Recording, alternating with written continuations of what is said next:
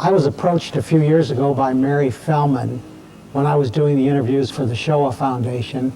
She asked me if I would be interested in doing these interviews of local citizens for the Historical Society. I agreed to do them, and we've done quite a few up to now. It's probably a unique collection. I don't know that any other Jewish historical societies are doing this. We hope to build a pretty good-sized library with a cross-section of people here in Omaha, Lincoln, Council Bluffs, and Nebraska, and so on, to really get something that goes back possibly even 100 years. Families that migrated here in the late 1800s, early 1900s, and how they got here and what the family has done since that time. So it's been, I think, a unique experience for me, and I think it has for these people too. I've never run into anyone that didn't want to be interviewed, and the ones that are interviewed, I think, are pretty pleased with the results.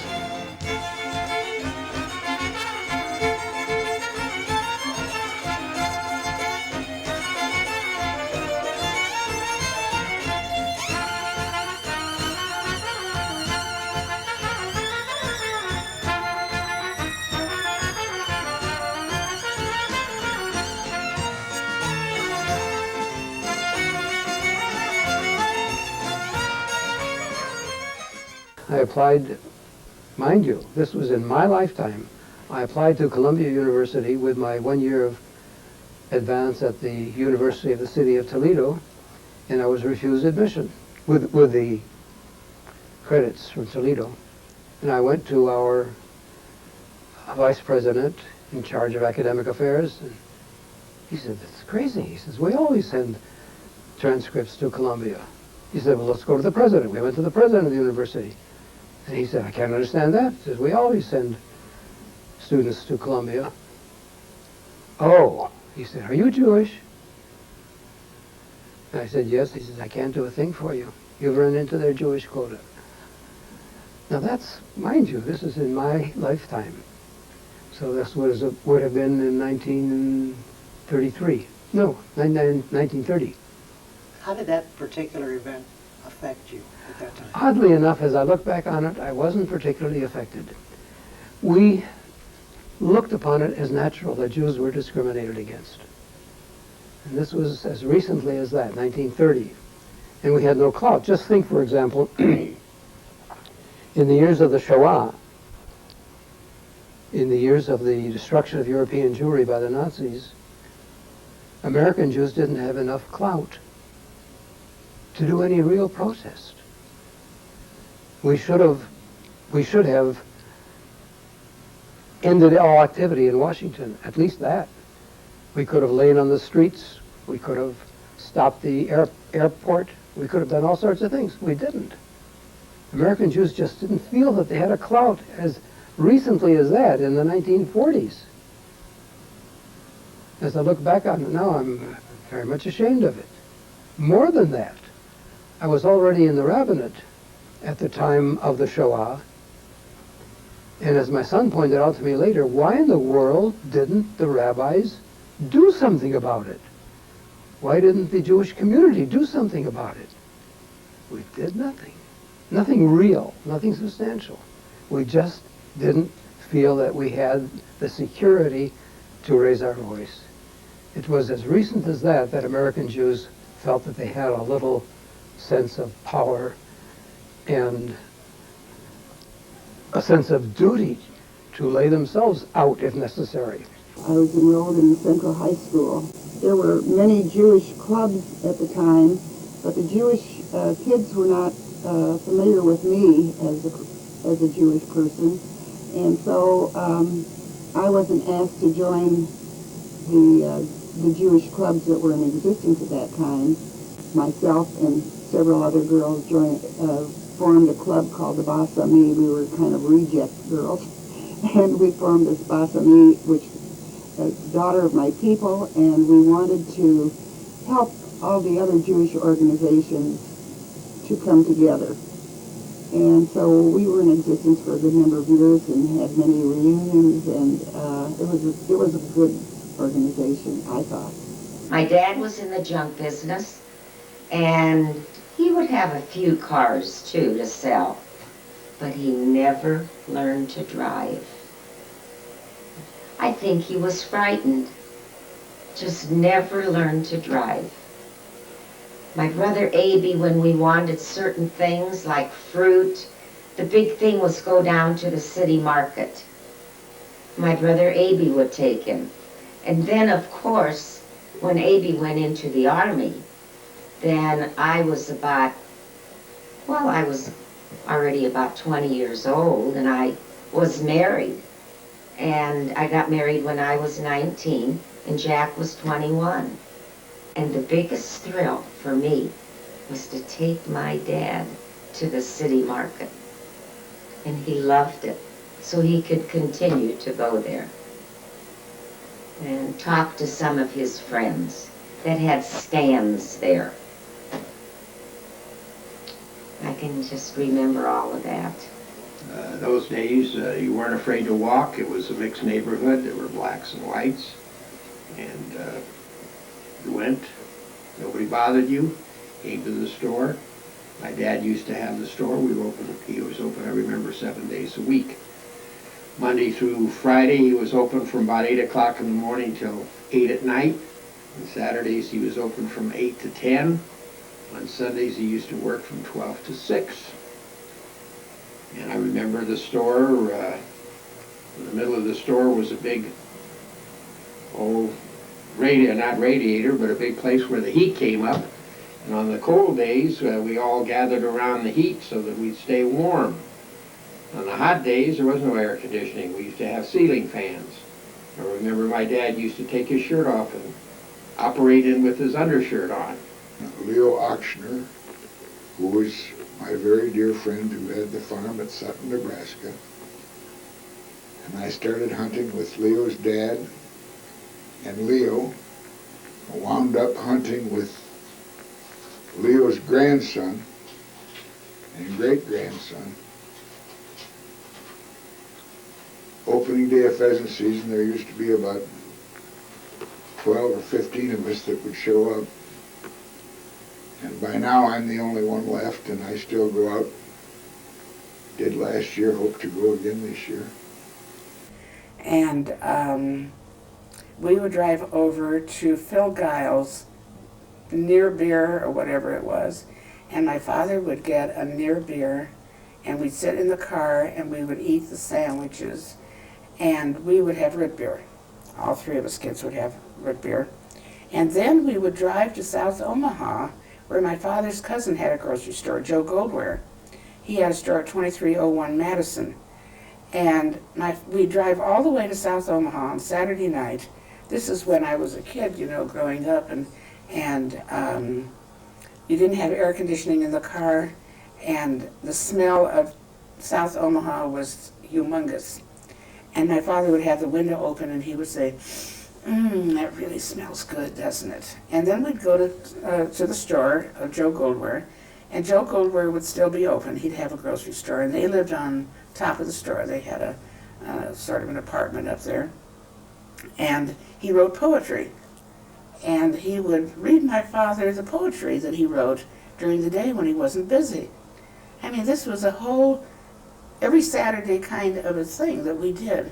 It was a sort of a tradition with them that the two cousins, they were first cousins, would see each other, they loved each other, and would talk about how the business went today. It was a very interesting relationship.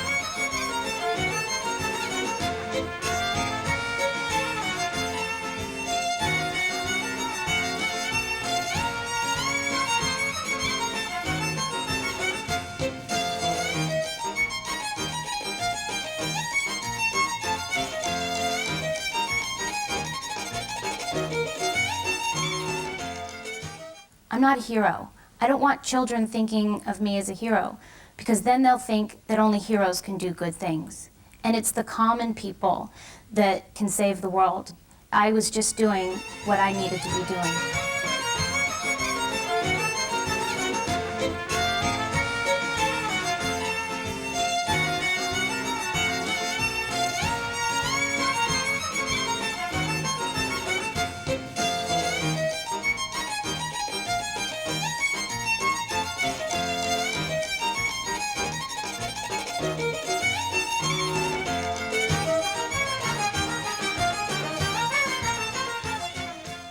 it was a very exciting period of my life. I've loved it. I've loved every bit of it. I've made wonderful, wonderful friends. I've traveled to places I never would have gone to before. I've seen how Washington works. I've seen how, maybe a little bit more of how Israeli politics work. And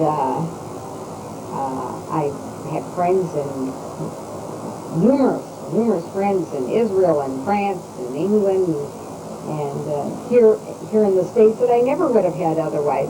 I've seen the families have been brought in.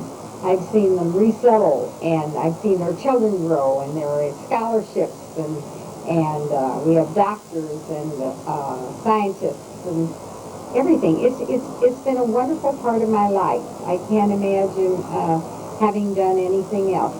To see it and not do anything about it is worse than knowing about it and letting it sit by the side of the road. I'm pleased I was a part of the resettlement effort, and I hope it doesn't happen again in the world for the Jewish people. I come from very wonderful people. My dad, who's Hyman Gus, had a second-hand store, and the last place was 24th and Parker, the old Levison store that probably means nothing to anyone, 24th and Parker Street. But we learned something from my father. My dad always reminded me of, I can't think of his name, there's this Russian immigrant, self-taught, no formal education, but he's considered a philosopher on the West Coast. Maybe you know who he is. I don't remember his name. If you ask my dad what time it was, you just will sit down because he's going to give you a little philosophy to go with it. Dad's always preached to us the importance of taking care of your family and always making sure that you help your fellow man. A few months ago, Pauline, my wife, told me something that pleased me quite well. She says, you know, she walks at the West Roads, and I do too, when I'm not at the center. And my good friend is Tretiak, who's walking, and he had to be walking with her. And he says that my dad was like the old Godfather in the olden days, as poor as we were. We didn't know we were poor because everybody else was poor, so we just felt we were all in the same boat together. But if anyone ever needed anything, he said, go see Hyman Gus, he'll help you. And I've always been proud of that because every Passover was a big thing to us. Even after I got married, we always had lots of people. And he said, our table cannot be complete until a stranger was invited to the home, someone who needed the thing there. And I consider myself really lucky again in this fashion that I come from wonderful poor people. And the reason I say that, you would say, Norma, you got to be nuts that you come from poor people. But I've learned so many important things that money is far from being the most important thing. Most important thing that I've learned from my dad is love, respect, and the dignity that goes with it. Help your fellow man wherever you possibly can. And I always remember what he used to tell me. He says, make a cheshbon. He made like a T, like a ledger sheet. And then he says, put down on the right-hand side all the good things that happened to you. On the left-hand side, the things you did for other people. And at the end of the day, if the right-hand side is far heavier than the left-hand side, you really haven't done a good day's work. He says, you have to balance it out by helping your fellow man. I never really knew what he meant until I got older. And then as I became older, I realized the importance of something like that. We lived on the street wasn't paved, it was a dirt street. And we used to walk to shul on all the high holidays. We had to walk with my father. We walked to and from the synagogue on 25th and Seward. Okay. My grandparents lived on 21st and Burdett. And so from shul, we used to go over there, have a lunch, and then we'd walk back home to 25th and Spalding. My grandparents belonged to the Beth HaMidrash HaGadol Synagogue on 19th and Burt. And so then we'd walk over there once in a while also. I went to Tech in 1934, graduated in 1938, and I wanted to be a bookkeeper. I took bookkeeping and accounting in high school, but I applied for a few jobs, and a couple jobs couldn't get because I was Jewish. And one Jewish man told me he couldn't hire me, I should go to work for my father. On my dad's side, there were also 6 kids.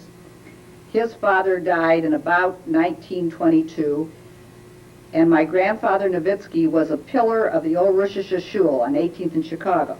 And if you look at the deed, which the Nebraska Jewish Historical Society has a copy of, they'll show his name is signed when they started building the shul on 18th in Chicago. And after he died, all the years, I can remember my grandmother up in the balcony, and we'd go for Simchas Torah, and we'd all sit, and all the festivities that took place there. Up in North Omaha, you know, the kids we played with, and I can't remember all of their names now because it's been a long time ago, but when we moved down to South Omaha, just like the north side, it was kind of like a ghetto. There were a lot of Jewish families that lived down there, and we, you know, made friends with all of them. Schleifer's Meat Market was just about a block away from us, and there was Bronstein's Grocery, and there was Alex's Clothing Store, and there were, you know, all those merchants were within a matter of maybe 5-6 blocks. But I became very friendly with the Schleifer family, as did most of our family.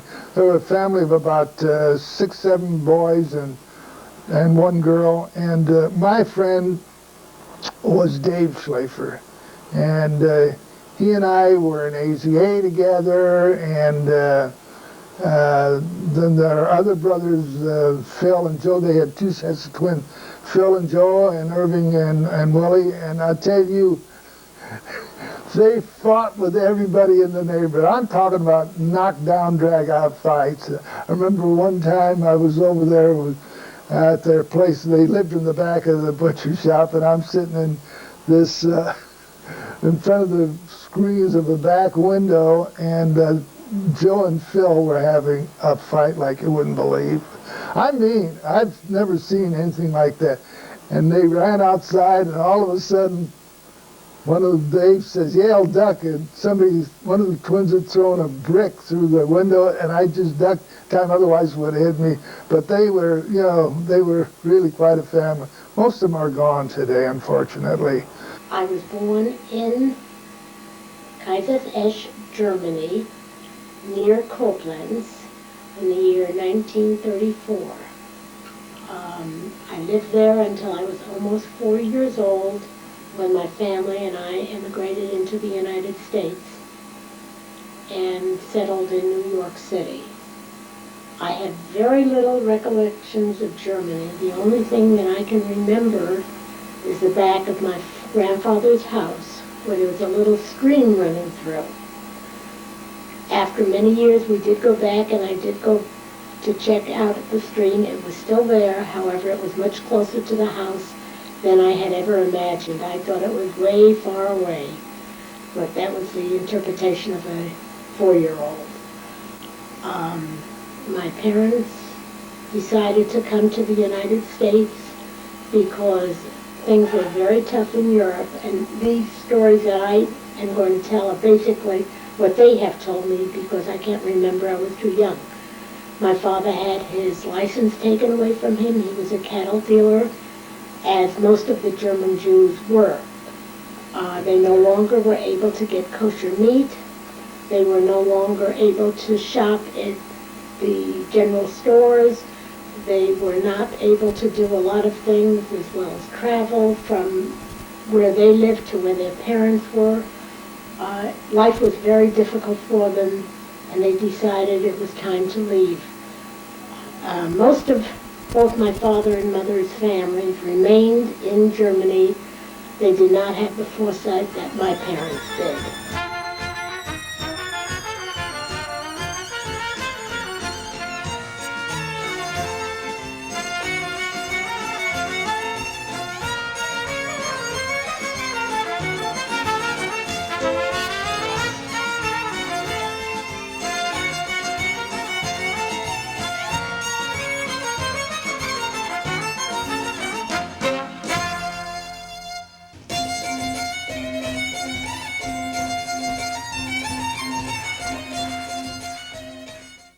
There is so much Jewish history and so much tradition in Omaha, and the legacy just goes way back. And very often we fail to stop and recognize where that history has come from. We take for granted that it's just here because it's here.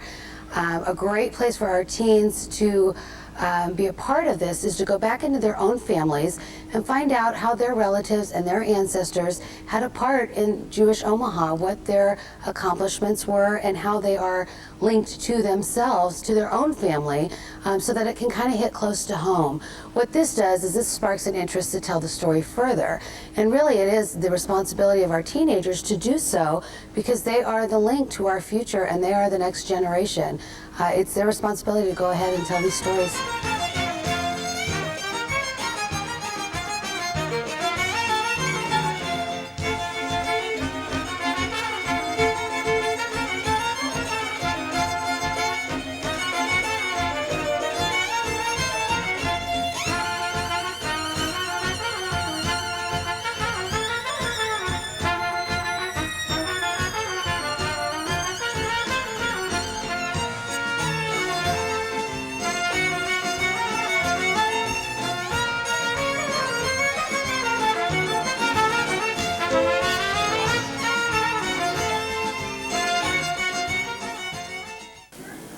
At that particular time in my life, Sidney Epstein was my closest, I would say my closest friend at that time. And he became very active in Renee Brith. I said, Sid, I don't have any time. I'm back here, got to get the business going and so forth and so on. So he finally became president. I said, okay, Sid, I'll do one job for you. One job that might take a month. I'll give you that much time. Because all I want to do is really, I love this car business.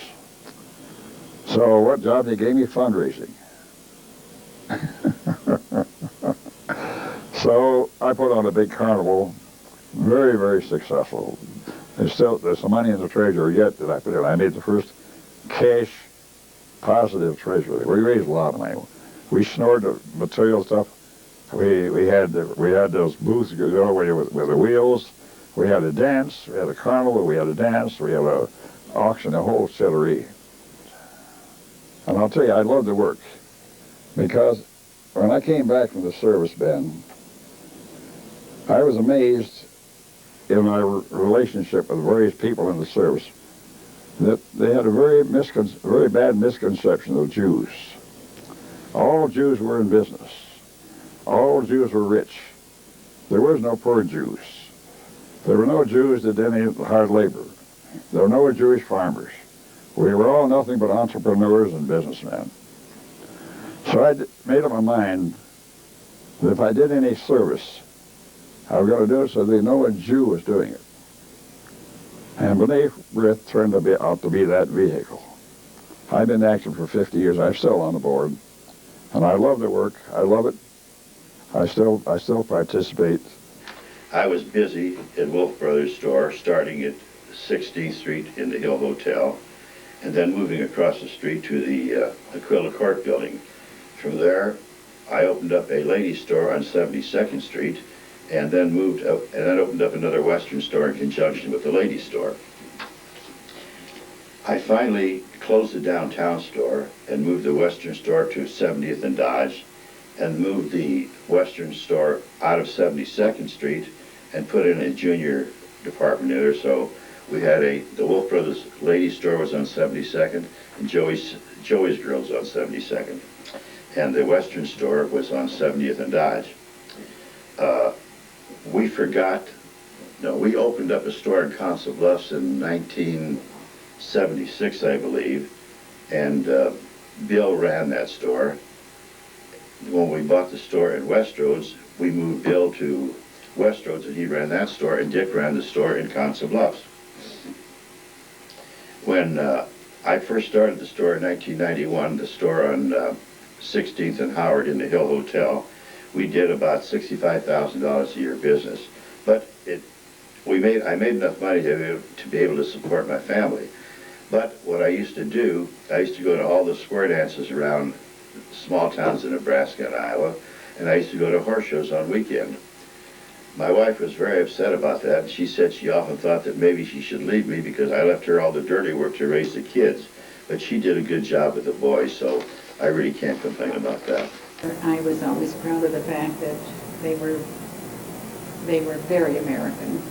Neither spoke with an accent, which for some reason was important when I was a little girl. We lived in not a Jewish neighborhood, as a matter of fact. We lived around 30th and Webster, California, in a neighborhood that really doesn't exist anymore. All of my friends were children that went to St. John's and whatever other parochial school was close by. As a result, I did not know Jewish children, didn't have Jewish children as friends until I got to high school. But we had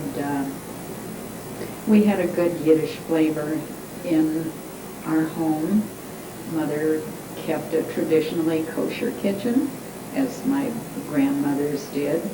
And came holiday time, we did the traditional things. Our seders, I remember as though it were yesterday. They were very traditional.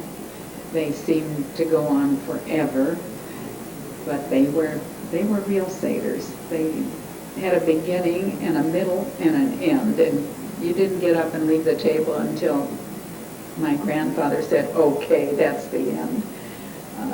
The high holiday time, I remember walking with my mother. My dad would go early to the synagogue, which was the Litvische Shul, it was called fondly. Beth HaMedrash HaGodel, I think, was its formal name.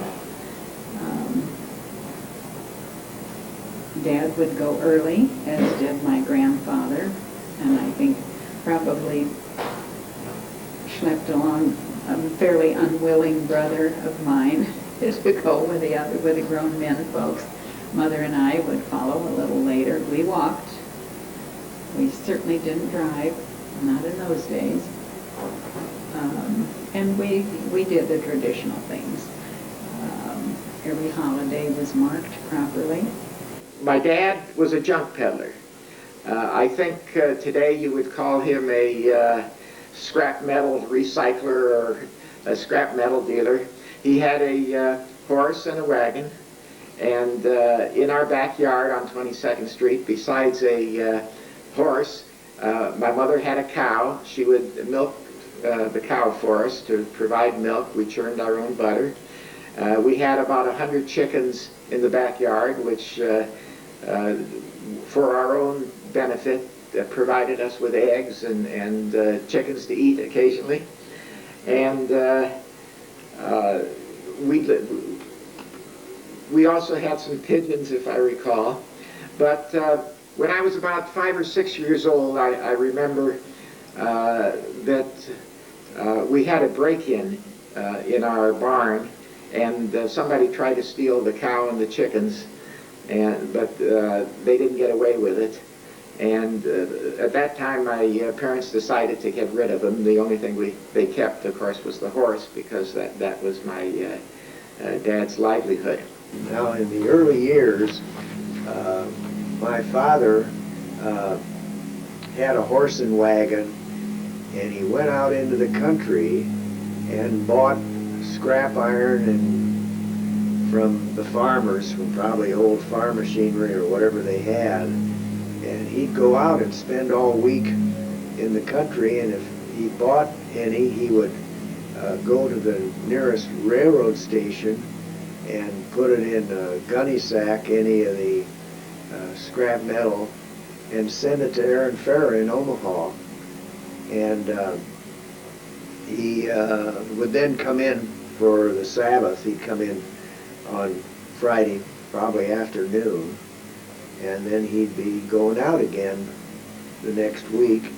And I guess he was very fairly treated by the fair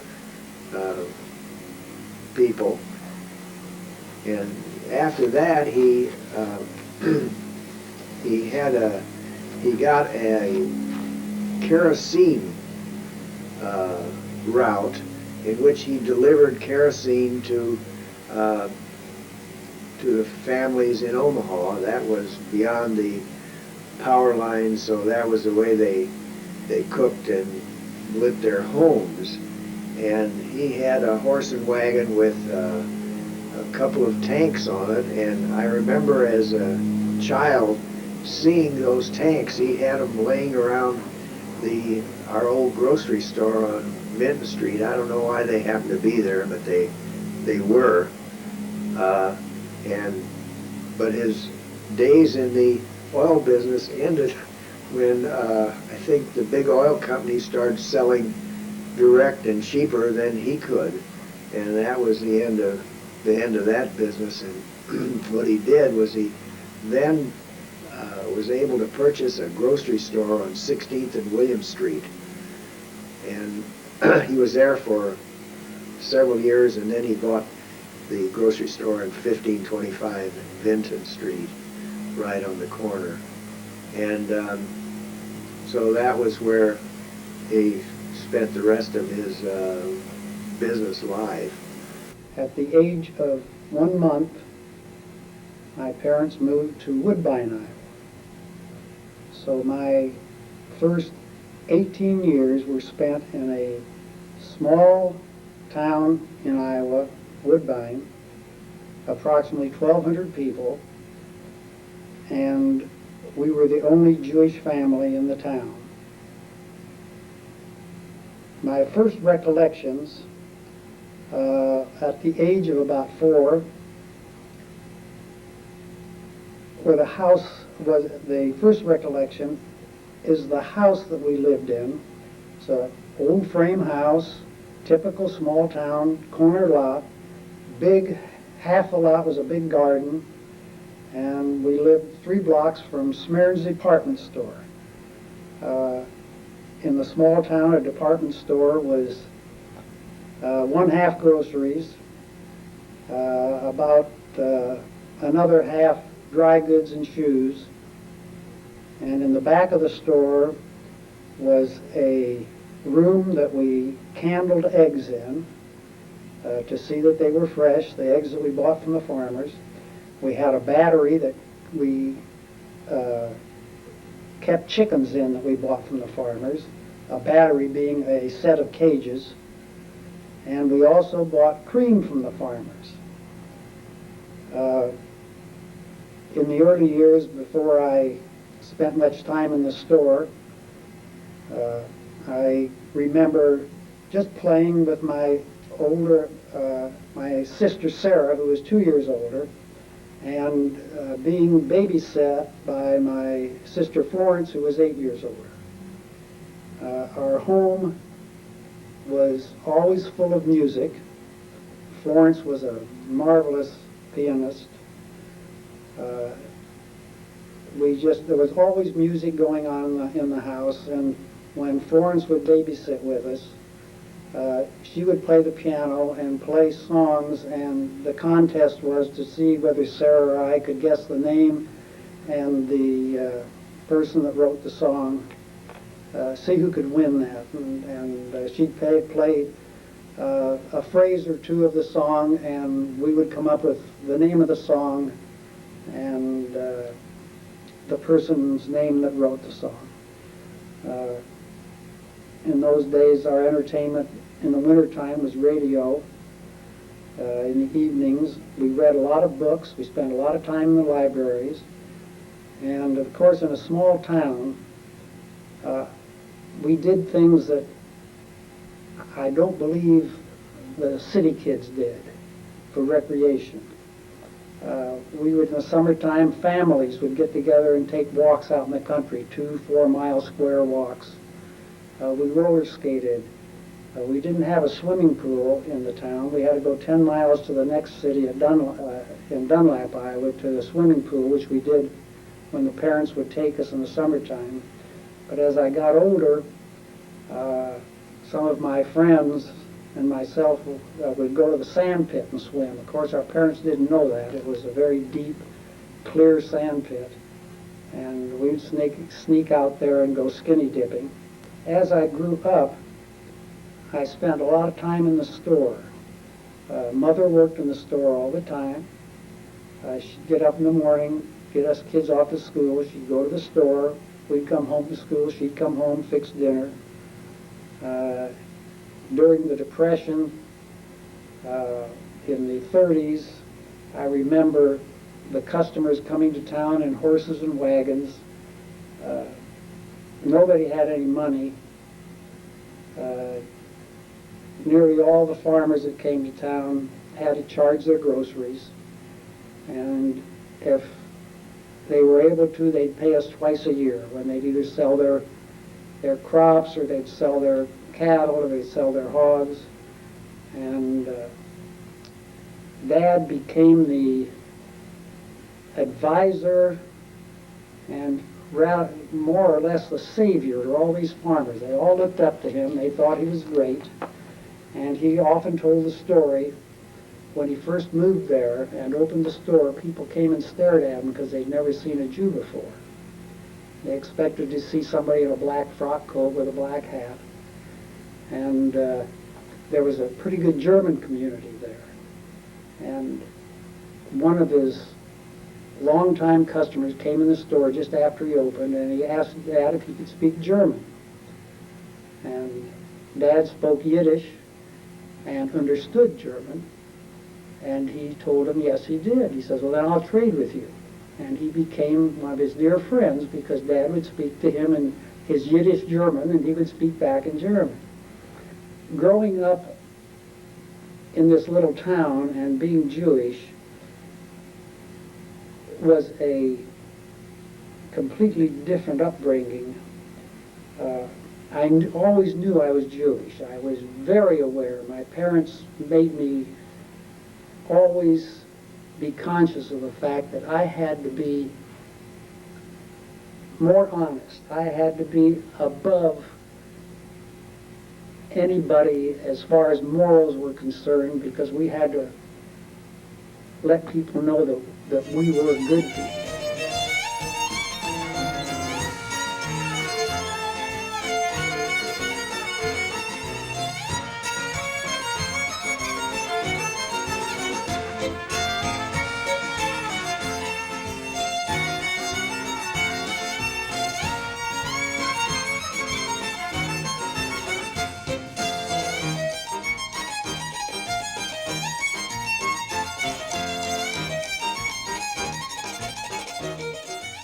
I told my mother when I was 6 years old that when I'll grow up, I'll find a job in a big town. I'll go to America and I'll bring her over, and all my wishes come true. Really? I came in 1917. Right. In 1922, I had my mother, my father, and 7 brothers and sisters.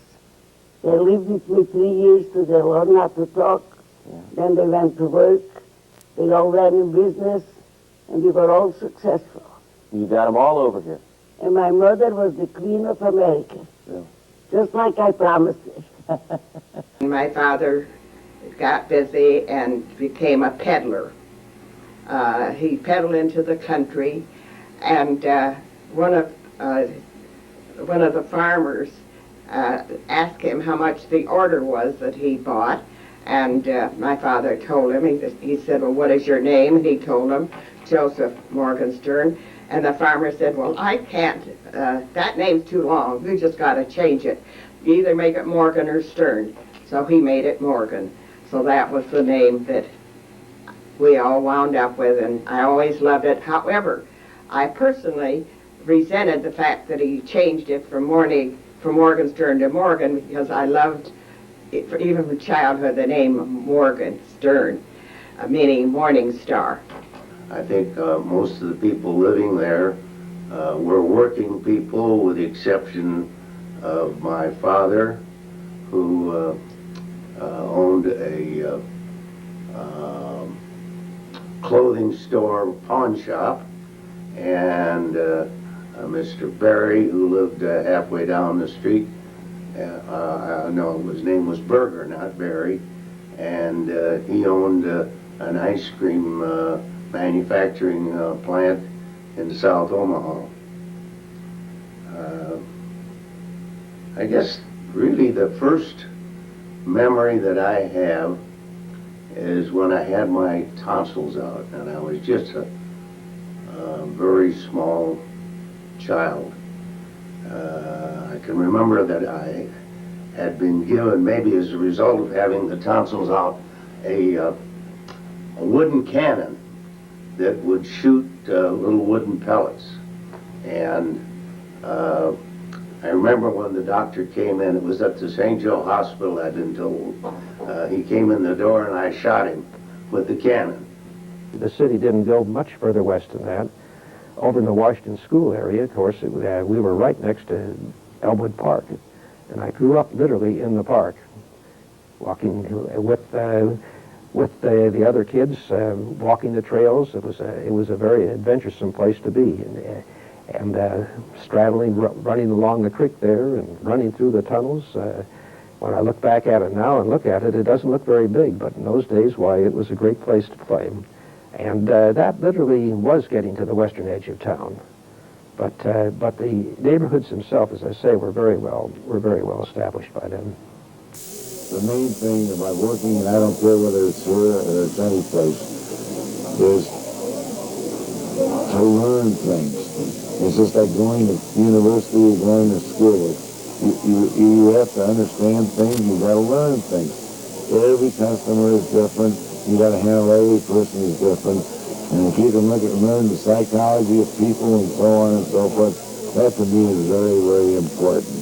And it's everyday living, that's all it is. It's just facing reality, and it's everyday living, that's all it is.